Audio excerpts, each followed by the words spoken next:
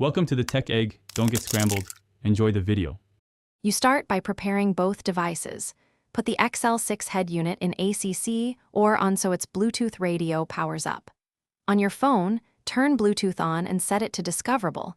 This makes the head unit see your device. Once done, open the Xl6 phone or Bluetooth menu and choose Pair New Device. This is the only way to initiate the car-side handshake. You do this now so the car and phone can exchange security codes and share contact and audio permissions. Now complete pairing from the Xl6 head unit. When your phone shows on the car display, select its name immediately. This triggers a PIN exchange. You must verify that the PIN shown on both screens matches, then press Accept or Pair on each device. This confirms identity and prevents accidental connections. Once paired, make sure to grant contacts and media permissions so calls and audio work. If you skip permissions, you'll have Bluetooth audio but no call or contact functionality, so can finally verify the connection.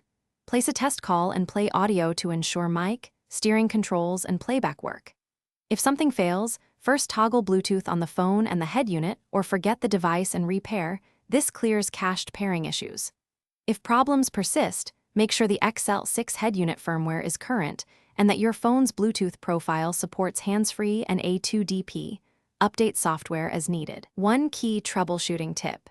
Deleting previous car entries on your phone often resolves stubborn pairing conflicts. Thanks for watching. Consider subscribing if I helped unscramble your problems.